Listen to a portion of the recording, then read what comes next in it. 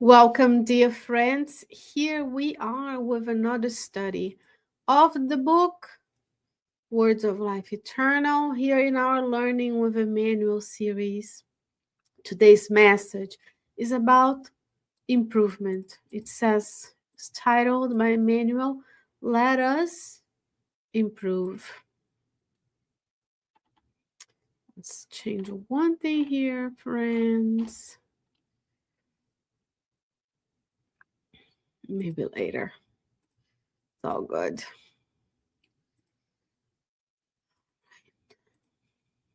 Yes, Learning with Emmanuel. Today's message is 55. Let us improve. This message starts with a Bible quote from the Apostle Paul on his first letter to the Thessalonians, chapter 5, verse 19. Quote, do not quench the spirit. First, a comment. Emmanuel tells us, let us learn to extend the values of the Spirit.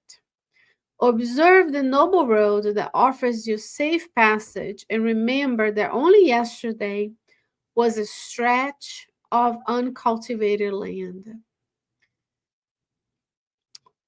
But friendly and selfless arms arrived, attentive to discipline. Huge machinery worked the green hair of the field, harmonizing its lines.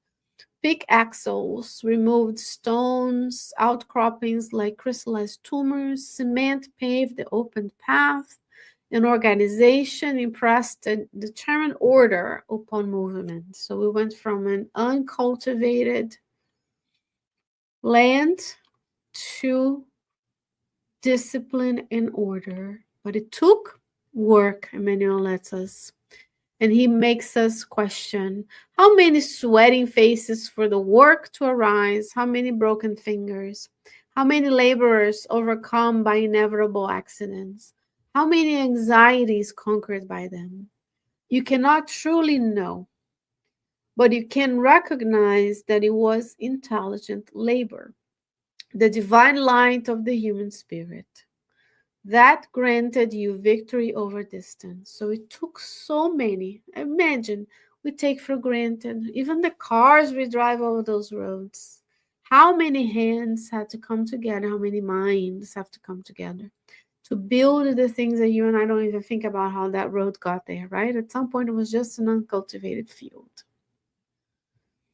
And Emmanuel will say, each time the journey spares you anxieties and saves you afflictions, even if for now you do not know how to give thanks, the road shares tranquility and contentment with you, enveloping the anonymous workers who built it in a sublime choir of blessing. Analyze this lesson and found at every street corner. Do not forget that ignorance is also an afflictive jungle in the world. Let us embrace the service of education and kindness, founded upon the discipline of Christ, who for us is the heavenly engineer,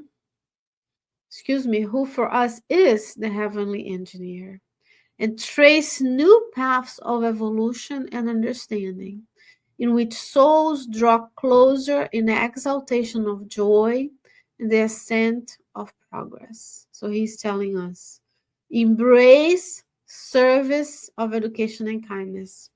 Emmanuel is not saying embrace your own self-care, experiences. Let's travel, do this and that. Yes, we can do all of that if we have in mind service. Why am I going there? What I'm going to do when I'm there?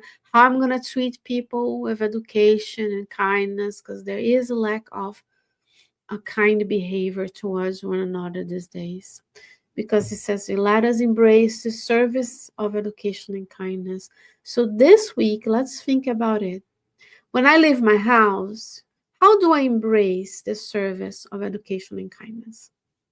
With which attitude I drive? I put myself on those roads that so many others came before me and built it. How do I treat those other drivers? How do I treat my colleagues? How do I present myself to work, to school, to be a caregiver of others? Service, education, and kindness. And let's bring light wherever we are, because Emmanuel is telling us ignorance is also an afflictive jungle. Imagine how it is to live in a world where you don't know there's the afterlife. There's no plurality of existences. You only live and you go and you die. You're born. Nobody questions why, how, why am this family, not that family, right? And then the end, there's nothing. So what is the incentive to be good, to be kind, to be of service? It's just about me, mine. And we cannot, as we know, reincarnation, plurality of existences, different places we can be born, different experiences to learn. Now you have to, much was given to us. Now we have to give more and bring that clarity to people and question kindly and see, what do you think happens after that? How do you think your life is going so far? How can we make it better so that you can be here and do what you came here to do? This must be a purpose, right? We can kindly, as we observe and serve the people to come in contact with us, we can better improve. He says, it does not matter if today we're nameless artisans. The service rendered is what it counts. And that's another thing we have to observe. Nowadays, everybody wants fame. Everybody wants their YouTube channel to be the best, their vlog, their this, and the likes and the subscribes. And then, by the way, like and subscribe because others can reach the word of Spiritism in Central Virginia, United States of America. But then, what is the point, right? He says, today we may be nameless artisans. We're building, we're creating what? A world of service with education and kindness. A world where we are models to someone. Someone is seeing how we treat the cashier. Someone is seeing how we treat the person in the mall. We're seeing how we drive. We're modeling to each other how to be in the world. So you might be nameless, but the service rendered counts. The service renders earn you credit towards building a better afterlife. Today you're building the next life that God, with its mercy, will grant you one day. How do we want to find ourselves in the spiritual realm? With clear conscience of mind that we did what we came here to do. And Emmanuel says, the humble ray of light we kindle will envelop us in its glow. And the tiny seed of fraternity we cast into the soil of life will bless us with its fruit. So today we seed nameless farmers, nameless artisans, serving. Starts through serving your physical body with good nutrition, good exercise, good sleep. Starts by serving your family members, giving your best. Serving your home that shelters you from the elements. Not living for it, but taking care of it. Caring for what you consume. Last time we talked about the written word and the spoken word. What are we bringing everywhere we go? How are we presenting ourselves in this daily life of ours? And then every day we bring this little humble ray of light wherever we go. We bring calmness, we bring serenity. We don't bring anxiety and desperation, and that helps others regulate their emotions as well. Dear friends, it's always a joy to be with you. If you made it this far, 10 minutes or 10, no more than 15 minutes, we come here together to study the works of Emmanuel in our Learning with Emmanuel series. It's always a blessing to be with you. Please leave your comment, subscribe, share so others can benefit from these teachings as well. God willing, I'll be back with you another time with another studies. Until then, stay well, stay safe.